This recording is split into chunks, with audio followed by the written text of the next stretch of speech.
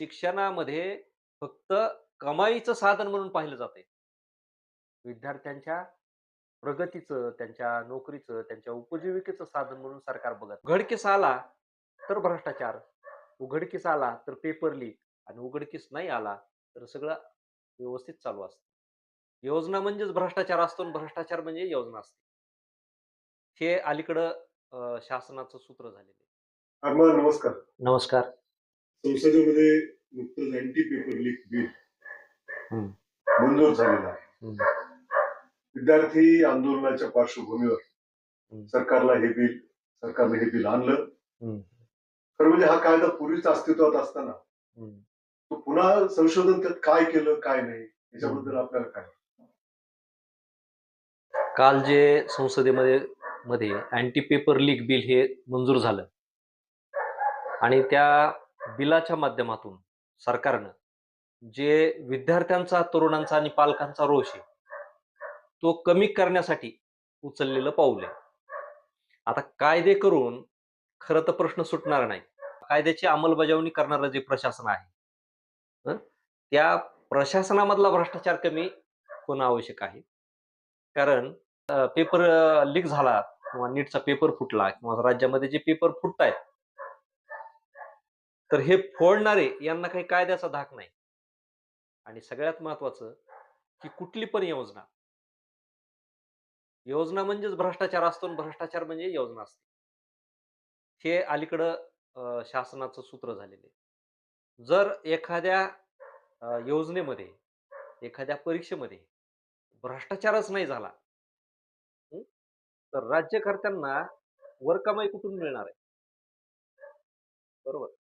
तर तुम्हाला सांगतो, की जर हा भ्रष्टाचार नाही झाला, तर ह्या राज्यकर्त्यांचे बंगले, राज्यकर्त्यांच्या ऐशोआरामाच्या गोष्टी त्या घडणार नाहीत. कुठलाही निवडणूक लढणारा उमेदवार ज्यावेळेस निवडणुकीला पहिल्यांदा उभा राहतो, त्यावेळेस त्याची संपत्ती बघा तुम्ही किती असते आणि ज्यावेळेस तो निवडणूक जिंकतो, तर त्यावेळेस त्याची अचानक संपत्तीमध्ये वाढ होते. ती कशी होते? मग हा भ्रष्टाचार कुठून झालेला असतो? त्याच्यासाठी जी टोळी, त्याच्यासाठी जी यंत्रणा, त्याच्यासाठी जी काही एजंट काम करतात, हे सगळे इलिगल धंदे करण्यासाठी काम करत असतात. उघडकीस आला तर भ्रष्टाचार, उघडकीस आला तर पेपर लीक आणि उघडकीस नाही आला तर सगळं व्यवस्थित चालू असतं. हं. मग खरा कायदा कशासाठी आणायला पाहिजे? की उमेदवारांच्या ज्या प्रॉपर्टी आहेत, ते घोषणापत्रात आपण फक्त देतो एवढी-एवढी प्रॉपर्टी, एवढे-एवढे त्याचं खात्यामध्ये आहे, त्याची संपत्ती आहे. परंतु त्याचं खरं ऑडिट झालं पाहिजे.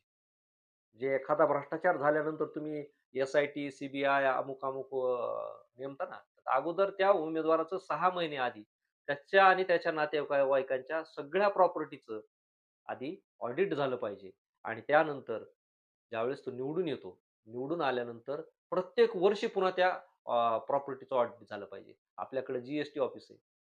हं. त्याच्यानंतर ते ईडी सारखं ऑफिस आहे. त्या ऑफिसमार्फत त्या कर्मचाऱ्यांनी अगोदर त्यांचे वाढणाऱ्या संपत्तीचे स्तोत्र शोधले पाहिजेत आणि ती कशा पद्धतीने वाढते ते तपासलं पाहिजे. अगोदर त्यांच्या प्रॉपर्टीवरती गदा आली का सगळा भ्रष्टाचार आपोआप कमी होईल. बाकीच्या कुठल्या कायद्याची गरज नाही, कुठल्या कर्मचाऱ्याला ताण नाही, काहीच. म्हणजे खरे भ्रष्टाचारांचे म्होरके नवाब हेत. खालच्या कर्मचाऱ्यांना किंवा प्रशासनातल्या लोकांना ते त्यांच्या आदेशाप्रमाणे करावं लागतं. नाहीतर बिचाऱ्यांच्या बदल्या होतात. बरं बदल्या सुद्धा आता काय फुकट होत नाहीत. बदल्यामध्ये सुद्धा भ्रष्टाचार आहे. हा मग का होतो हा भ्रष्टाचार? तर या संदर्भात अगदी विस्तारानं तुम्हाला जर शिक्षण खात्यामध्ये जर सांगायचं म्हटलं ना, तर तुम्हाला एक गोष्ट सांगतो, की जेव्हा-जेव्हा भाजप सत्तेवर येतं का, तर तेव्हा सर्वाधिक प्रशासनातला भ्रष्टाचार वाढतो. तेव्हा सर्वाधिक शिक्षणातला भ्रष्टाचार वाढतो. आता याचं एक उदाहरण तुम्हाला देतो. कारण मी जे बोलतोय, तर तुम्हाला हे वाटेल की पक्षाला विरोध म्हणून बोलतोय. तर हे पुराव्यासकट तुम्हाला सांगतो. 1989 ते 1995 या कालावधीमध्ये महाराष्ट्रामध्ये शरद पवार मुख्यमंत्री असताना 13 मेडिकल कॉलेज मंजूर झाले. म्हणजे त्यातले काही गव्हर्नमेंटचे आणि काही खाजगी. सर्वाधिक मेडिकल कॉलेज 95 पर्यंत महाराष्ट्रामध्ये निघली. हं. त्यानंतर का नाही निघले? हा खरा प्रश्न आहे. म्हणजे खरं तर शासकीय कॉलेज मेडिकल कॉलेज असतील, इंजिनिअरिंग कॉलेज असतील, फार्मसी कॉलेज असतील, लॉचे कॉलेज असतील, तर यांची संख्या वाढायला पाहिजे होती ना शासकीय कॉलेजांची. वाढली नाही. उलट 95 नंतर काय झालं माहिती का? सर्वाधिक डी-एड कॉलेज खाजगी सुरू झाले. सर्वाधिक कृषीचे खाजगी कॉलेज सुरू झाले. सर्वाधिक इंजिनिअरिंगचे कॉलेज सुरू झाले. का सुरू झाले? कारण खाजगी कॉलेज सुरू झाल्यानंतर विद्यार्थी आणि पालकाकडून आपल्याला फीस वसूल करता येते. मन मानेल तेवढी फीस लादता येते. हां. आणि बरं ह्यांनी जे वाटलेले कॉलेज आहेत ना, ती कॉलेज गुणवत्ता नव्हती त्यांच्यामध्ये. अनेक बोगस कॉलेज उदयाला आले आणि त्यामध्ये आज जर तुम्ही बघितलं तर डी-एडचा कचरा झालाय.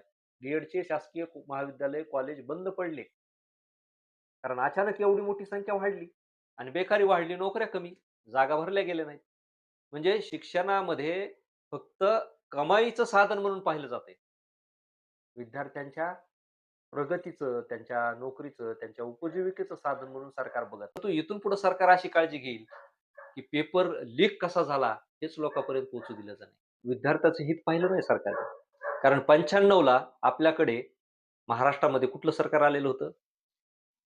शिवसेना, भाजप संयुक्त सरकार आलेलं होतं. 98-90 नंतर म्हणजे 1999 ला महाराष्ट्रामध्ये एम-सी-आय म्हणजे medical council of India establishment of medical college regulation act आणण्यात आला 1999 ला. म्हणजे ज्यावेळेस हे सरकारचं शेवटचं वर्ष होतं. त्या शेवटच्या वर्षामध्ये शिक्षणाच्या बाबतीत या सरकारनं महाराष्ट्रामध्ये फार मोठा बदल केला. तो बदल काय केला माहिती का? पहिला बदल ह्यांनी एक केला, की वैद्यकीय शिक्षणासाठी एकच युनिव्हर्सिटी असली पाहिजे. मग तुमचं बी-डी-एस असेल, बी-एम-एस असेल, बी-एच-एम-एस असेल, बी-यू-एम-एस असेल, एम-बी-बी-एस असेल, या सगळ्यांसाठी नाशिक युनिव्हर्सिटी एम-यू-एच-एस ही युनिव्हर्सिटी करायचा निर्णय घेण्यात आला. आता प्रश्न असा होता, की तुम्ही युनिव्हर्सिटी एक केली. युनिव्हर्सिटी एक म्हणजे सगळ्या महाराष्ट्रासाठी एक युनिव्हर्सिटी करण्याचा हेतू काय होता? शिक्षण चांगलं मिळावं हा हेतू होता का?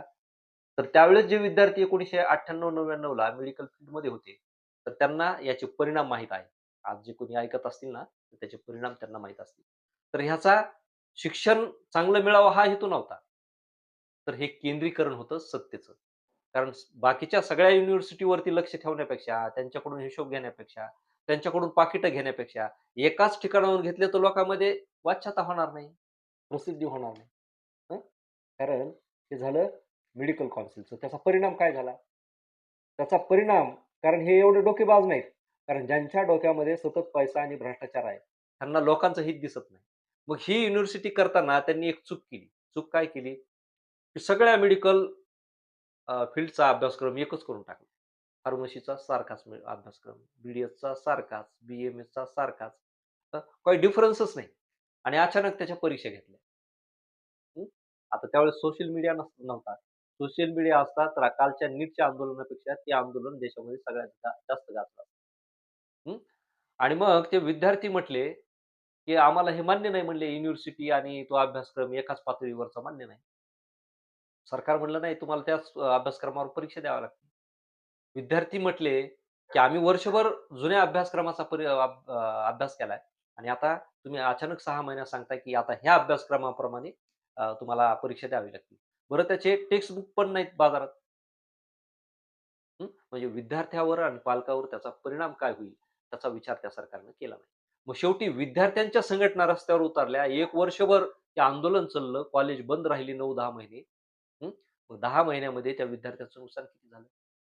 वर्ष वायाला गेली त्यावेळेस 98-99 ला आणि तरी सुद्धा सरकार ऐकायला तयार नव्हतं विद्यार्थ्यांचं. मग या विद्यार्थ्यांनी कोर्टामध्ये याचिका दाखल केली आणि त्या याचिकेमध्ये ह्या विद्यार्थ्यांनी एक मागणी केली. ती मागणी ऐकून तुम्हाला कदाचित हसू येईल. ते विद्यार्थी काय म्हटले माहिती का? जे बी-फार्मसीला जाणारे होते, त्या विद्यार्थ्यांच्या वकिलानं असा त्या ठिकाणी युक्तिवाद केला, की आमचा विद्यार्थी आता म्हणले बी-फार्मसीच्या दुसऱ्या वर्षात आहे किंवा पहिल्या वर्षात आहे. तर त्याला एम-बी-बी-एसच्या पहिल्या वर्षात प्रवेश देण्यात यावा. बी-डी-एस वाल्यानी, बी-एम-एस वाल्यानी सांगितलं आम्हाला एम-बी-बी-एसला प्रवेश द्यावा. कारण अभ्यासक्रम तर सारखाच आहे ना. आम्हाला प्रवेश जर समजा बी-फार्मसीला मिळाला आमच्या गुणवत्तेनुसार, आमच्या गुणांकनानुसार, तर आम्हाला आता शासनाच्या निर्णयानुसार सारखाच अभ्यासक्रम असल्यामुळे आम्हाला पाहिजे ती चॉईस प्रमाणे आम्हाला अभ्यासक्रमाला प्रवेश देण्यात यावा. त्यावेळेस सरकारनं सांगितलं, "असं कसं होईल?" म्हटले. कारण साठी ज्या विद्यार्थ्यांना प्रवेश मिळाला त्यांचे गुण भरपूर होते. त्या मेरिटनुसार त्यांना मिळाला म्हटले आणि तुमचे गुण कमी असल्यामुळे तुम्हाला तिकडे प्रवेश मिळाला. मग म्हटले हेच महत्वाचं आहे, की ज्या विद्यार्थ्यांचा बुद्ध्यांक आणि त्यांची गुणवत्ता याप्रमाणे जर त्यांना फील्ड मिळत असेल, तर मग अभ्यासक्रम सुद्धा त्यांच्या गुणांकनानुसार, बुद्धिमत्तेनुसारच आहे ना. त्याला एक कसं काय करता येईल? त्यावेळेस शासनानं माघार घेतली आणि त्यानंतर पहिल्यासारखं पहिल्यासारखा सिलेबस करण्यात आला. सांगायचं तात्पर्य काय, की असे मूर्खासारखे निर्णय घेतले जातात, ज्याच्यामध्ये विद्यार्थ्यांचं अतोनात नुकसान होतं. आणि वर्षाचे वर्ष वाया जातात. त्याचं कारण असं आहे, सरकारला ग्रामीण भागातल्या विद्यार्थ्यांचं, मध्यमवर्गीय गोरगरीब विद्यार्थ्यांचं जे शिक्षणामधलं वाढतं प्राबल्य ते रोखायचं. आता काल परवा जे अँटी पेपर लीक बिल झालं, ते बिल आणून उपयोग नाही ना. तुम्ही काय करणार यामधून? जर पेपर लीक झाले, तर कारवाई. जर त्या पेपर लीकमध्ये कोणी पकडला गेला, तर कारवाई होईल. परंतु इथून पुढे सरकार अशी काळजी घेईल, की पेपर लीक कसा झाला हेच लोकांपर्यंत पोहोचू दिलं जाणार नाही. कारण काल परवा एक जण कुणीतरी म्हटले, आपले आदित्य ठाकरेच म्हटले किंवा भाजपचे जे लोक आहेत किंवा त्यांच्या जवळचे लोक आहेत, त्यांचेच सीईटीमध्ये मार्क कसं काय वाढतात? असा प्रश्न त्यांनी उपस्थित केला होता. हे तसं करतील ना. आता बाहेर सगळ्यामध्ये पैसे कमवण्यासाठी पेपर लीक नाहीत करणार. आता काय करतील, आपल्या विश्वासातला कार्यकर्ता कोणता? आपल्या जवळचा कार्यकर्ता कोणता? त्याचं पोरगं 12वी आहे का? त्याच्या पोराने नीट दिली का? तेवढ्यापुरतंच ते सीमित ठेवतील. असा बदल करू शकतात ना हे. हं. सांगायचं तात्पर्य काय, की शिक्षण हे लोकांच्या सोयीसाठी नाही, लोकांच्या फायद्यासाठी नाही, असं या एकंदर दिसतंय. आणि दुसरी गोष्ट आणखीन एक आहे, की कालच्या संसदेमध्ये बोलताना खासदार श्रीकांत शिंदे यांनी आणखी एक मुद्दा उपस्थित केला शिक्षणाच्या बाबतीत. तर ते काय म्हणले, की कोचिंग क्लासेसचा बिझनेस हा 50,000 कोटीचा झालाय आणि 2030 पर्यंत हा बिझनेस हा किती होईल म्हटले, की 1,00,000 कोटींचा टप्पा पार करेल. आणि मग एवढा जर पैसा कोचिंग क्लासेसमध्ये मिळत असेल, तर आपल्याला कोचिंग क्लासेसवरती कायदा आणि नियम आणणं आवश्यक आहे. आता तात्पर्य काय? म्हणजे जिकडं तुम्हाला पैसा दिसतोय, तिकडं कायदे स्ट्राँग करायचे. जिकडं तुम्हाला पैसा दिसतोय, ते कोचिंग क्लासेस आपल्या अधिपत्याखाली आणायचे आणि तिथून पुन्हा आर्थिक पिळवणीची गणितं सुरू होणार. हं. म्हणजे जिथं तुमचे गव्हर्नमेंट कॉलेज, खाजगी कॉलेज याच्यामध्ये विद्यार्थ्यांना शिक्षण कसं मिळतंय, याच्यासाठी कायदा नाही. त्याच्यावरती तुमचं लक्ष नाही. नवीन कॉलेज काढण्यावरती तुमचं लक्ष नाही. तुमचं लक्ष कशावरती आहे, की शिक्षणामध्ये कुठल्या माध्यमातून जास्त पैसा मिळतोय, त्याच्यावर कायदा करायचा, त्याचे पेपर लीक करायचे, तिथून पैसा कमवायचा, हे सूत्र आहेत. त्याच्यामधल्या उणिवा, दुवे दूर करण्याविषयी विचार-विनिमय होत नाही. म्हणजे हे का होतंय? कारण शिक्षण मंत्री हा अशिक्षित असतो. आरोग्य मंत्री हा वैद्यकीय क्षेत्राशी निगडीत नसतोच. म्हणजे ज्या क्षेत्रातला तो मंत्री असेल, तर असं होणार नाही शक्यतो. परंतु अडाणी लोकं मंत्री झालेले आहेत आपल्याकडे. ज्यांना काही कळत नाही, असे लोकं सत्ताधारी किती वर्ष आपण हे सहन करायचं? 70-75 वर्ष होऊन गेली. हं. मग या राजकारणामध्ये त्या राजकीय कारकिर्दीमध्ये त्यांच्या काही बदलच नाही. म्हणून आपल्याला ह्या प्रश्नाशी अ, द्यावा लागतोय, संघर्ष करावा लागतोय आजही आणि शिक्षणाचे प्रश्न काही सुटायला तयार नाहीत. म्हणून अँटी पेपर लीक बिल हे जरी आणलं, तरी प्रश्न सुटणार नाही. प्रश्न काय हे समजून घेणं सरकारनंच महत्वाचं आहे. असे कायदे करून उपयोग नाही. त्याची अंमलबजावणी आणि शिक्षणामध्ये आणखीन नवीन काय करता येईल याच्यावरती विचार विनिमय करणं गरजेचं आहे, असं मला वाटतं. धन्यवाद.